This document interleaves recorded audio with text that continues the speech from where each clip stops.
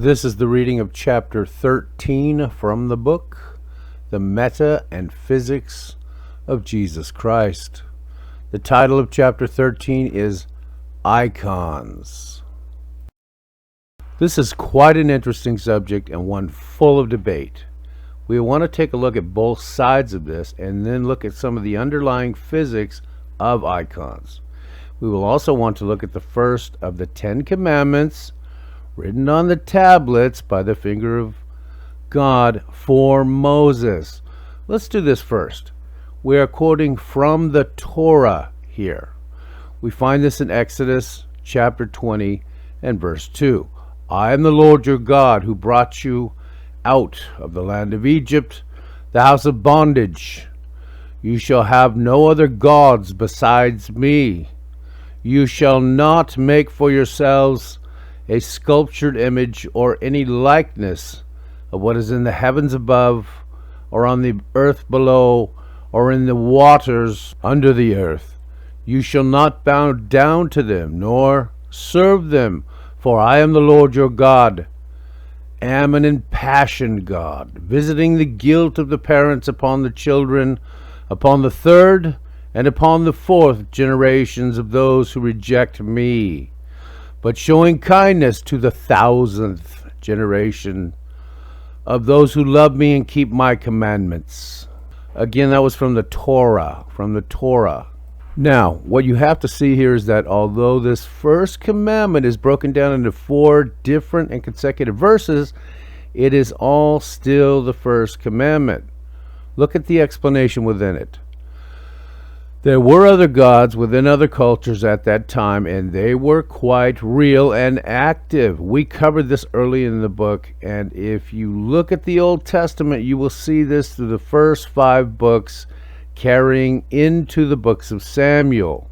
However, God separated this particular tribe of people, the Jews, unto himself, and made them his own divine frequency people, even though they did nothing but gripe, moan, and complain the whole time after God took them out of Egypt. No other angels were assigned to be at the command of the decisions made over these people, but God himself, or what we think of now as the Holy Trinity.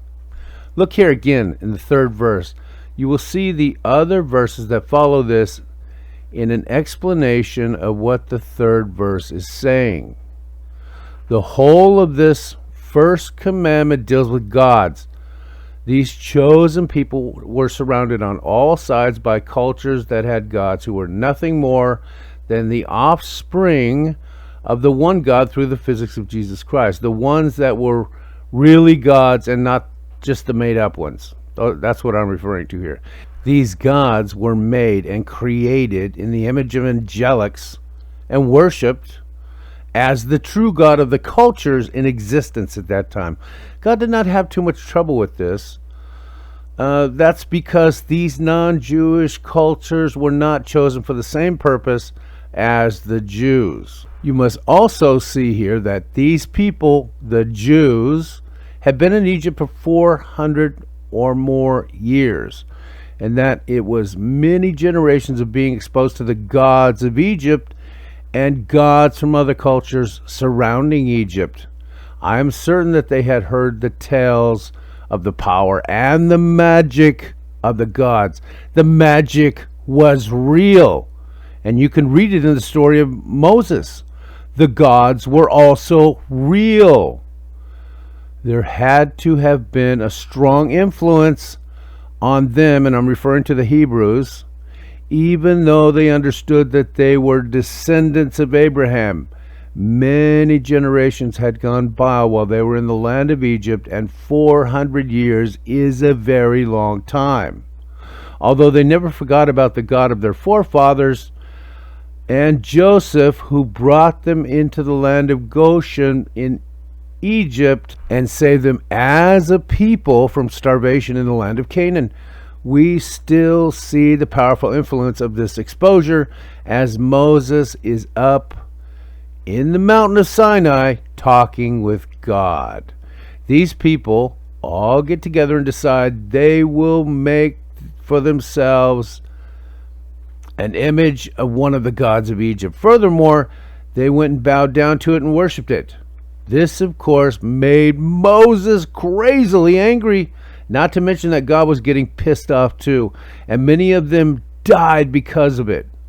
No telling how much longer Moses would have stayed up there gathering God's knowledge, but God told him to get back down and deal with the problem. God knew that these other gods of his were going to be a problem when it came to the distinct purpose of the Jews. That's why he made the first commandment to the Jews, which you saw in the first which you saw rather in verse 3 so clearly. The first commandment actually explains itself and its importance. The other gods were not a problem to him as the supreme God and source of all other gods, angels, both good and bad, etc., etc. But to a mortal, this was not at all understood. In fact, these people had not even seen the power of God operating for quite some time. That is recorded in the Bible anyway, until Moses showed up on the scene as God's instrument of their freedom. As you read through the Old Testament, you see the relationship of these other gods to the God of Abraham, Isaac, and Jacob, to the supreme God, that is, the one who begat the King of the universe, that would be Jesus Christ. In doing this, and looking at some of the conversations that Moses was having with God, you begin to see that there is a very powerful motivation for God beginning to show his hand again. I could go on with this, but if I do, I will lose the point of this chapter. The point here is that the commandment given was pertaining to the gods who were set on this earth in the first place. Remember also that the angels were worshipped as gods in that time frame. Now, go back and read the first commandment again. But this time I want you to see it as though he, that would be God, were talking about the gods of earth and the gods of heaven and the gods of the waters. Do you see it slightly different now? If you do, it is because you see that the whole reference is about other gods. Really, they're mere beings with important jobs that got called gods. Okay, that's the reality of it. This was of supreme importance to the children of Israel under Moses. We see that later they would be dealing with this sort of thing many times, and that this commandment would either make them or break them. My point in telling you all this is to show you a clear perspective of icons and also a clear perspective of angel worship, and that the two should not ever be connected concepts in the times in which we all live. Angel worship and the worship of spiritual beings was forbidden for the chosen people of God, dating all the way back to Abraham. This is an historical fact, and there was a very good reason for it. Sometimes it is hard for us in this time to understand the realities as they were from ancient times. Everything you have seen in this book should make this very clear to you right now. It is still a very terrible and bad idea to do this. You can easily lose your whole perspective of the true reality by doing this. What I want you to see now is the difference between the worship of mere angels and spirit beings as opposed to keeping icons around. Icons are very much in debate. We see this especially in the Orthodox and Roman Catholic faith, as opposed to the Protestant faith. Protestants do not have crucifixes, instead they have crosses. And that is about it in most cases. Nor do many of them have statues of the apostles or Mary or many other of the first founding fathers of Christian faith. All of those are icons, by the way. This is because these particular branches of Christ-believing, born-again, spirit-filled souls believe it to be wrong and against the first commandment of God. I am not here to argue the point over which tradition is right or wrong in this issue. Instead, I want to point out some very significant things pertaining to icons that have been somehow overlooked throughout the last several centuries of Christian history. There is also the whole point that the apostles make in their epistles or letters about idol worship, which was prevalent among all the cultures in the area at that time of the embodiment of Jesus Christ arrived on earth, in way back in those days. Of course, to say that idol worship was simply prevalent is a real understatement. But just know that this fits into the time frame of much of the New Testament writings. I want to get back to the point about icons, though. Look at where we are today on the timeline of humankind. This is the 21st century, and it has been a very long time since Christ took on human form and came upon the earth as the greatest of teachers and healers, and also as the one-time supreme sacrifice. Things have changed greatly on this planet since that time. There are whole cultures today where just the idea and the concept of God is outlawed as poisonous and dangerous to the minds of the people. We see this in what was the former history of the communist countries. Actually, in this time I'm reading this is the modern history of the communist countries and communist ideologies. And in this present time, there are even a few sects of fanatical Muslims running around using cruelty as a means of converting people to Islam. These people have no idols or statues, nor in any way rather can they be thought of as image makers or idol worshippers. The point is that what they are doing is very bad, yet they believe that any icon is idol worship. Do you see the hypocrisy in this? I want you to see a very big reality that is summed up perfectly by an old adage. Have you ever heard the term, "A picture is worth 1,000 words"? This adage clearly makes the point about religious icons and images. When you see an image of something, we tend to think of all the concepts and ideas associated with that image. This is the whole purpose of billboards and advertisement.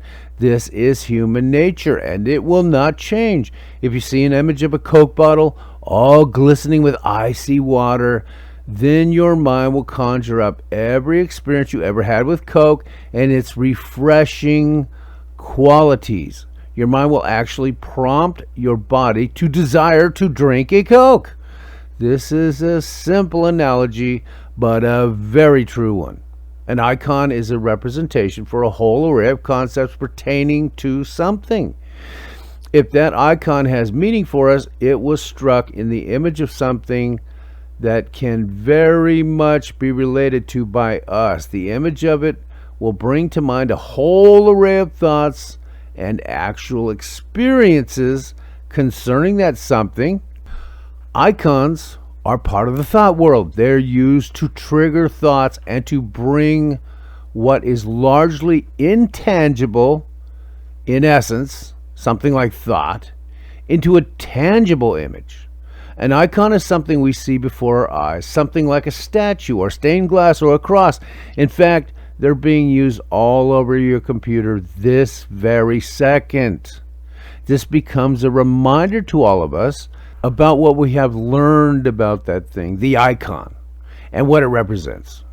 In my opinion, icons have a serious importance and should not be overlooked because of some theological debates within particular Christian traditions, especially in today's world with all the hectic scheduling and lack of methods and practice and the search for the true nature of God.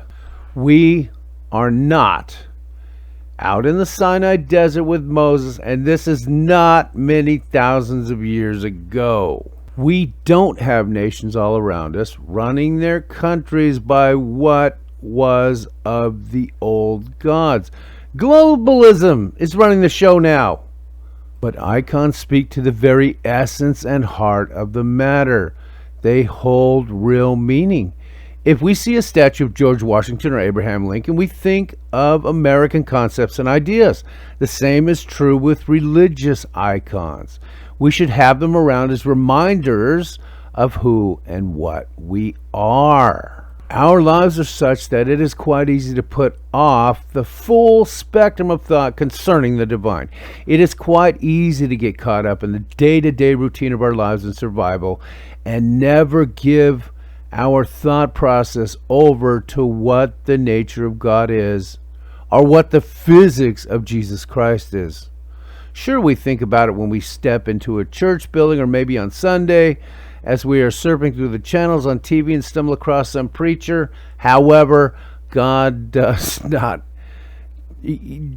just operate on Sundays. And for certain, God does not just operate in churches, for God's sakes. Come on. We are not only connected to that thing on Sunday or when we walk into a church building, we are connected to it 24 hours a day and 7 days a week. We really need to be reminded of this. It is far too easy to be distracted from the knowledge of the connection just by living out the necessities of the ordinary day. We're not living in a time where we have escaped ancient Egypt and the gods, and we are headed to the land of Canaan to have to conquer. We do not live in the Sinai desert, and Moses is not leading us.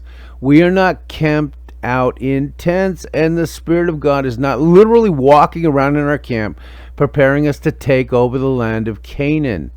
Please understand where we are and when we are, not to mention who we are and how things are now. Much of the Levitical law, that would be the book of Leviticus, seriously applied to that very situation and that set of circumstances in that time and in that place. That is why lots of it makes no sense to people in this time. They, the 21st century populations, will not understand its importance and what God was doing then. And the church will certainly not teach something out that they do not have an awareness of. Well, I don't know if I absolutely believe that line anymore. That was me interjecting that last sentence. And they will never understand the actual spirit beings were in fact walking around and residing in those Hebrew camps in those times. It was in fact two different dimensions living in one space. The laws in physics and meta were interdimensionally serious because of what was going on. The people that got killed for breaking the legislation of that time and place, well, they got killed because if they did not get killed, then the sins they committed would have completely destroyed all the people living in these freakish circumstances of that time and place, as is described in the Old Testament of our Bibles. Look where they were and what they were being prepared to accomplish. And do not forget about the DNA strains and the giants and the energy frequencies of whole groups of people and tribes in the quote-unquote promised land. This was not a simple time of just taking lands from some regular groups of regular old humans. This was a much different paradigm.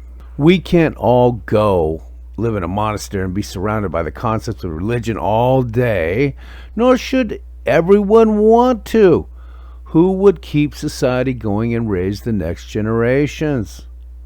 What we can do, though, is bring helpful reminders of our connection to God into our lives on a daily basis.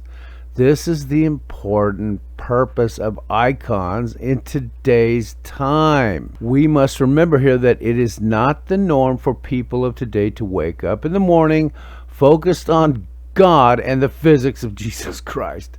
Maybe for me it is, but I can assure you that for many others, this is not the case. Our lives can get hectic and even manic. Just dealing with that is a tough row to hoe. Not to mention the lack of real experience from being connected to God and the kind of power that we can feel pulsating through our mortal bodies when we are CEV connected. Unfortunately, this is not the norm either. Why would anyone even assume that we would not lose focus on the connections? Icons are a great source for a reminder to this connection. Having a statue or some other icon in and around your home does not make you an idol worshiper. We do not live in some Middle East nation under some theocracy that is not realistic to the times in which it lives. Do not be ignorant in this manner. What an icon does do is bring the idea of the connection to your conscious mind every time you look at it. Why do you think the crucifix and other statues were adopted in the first place?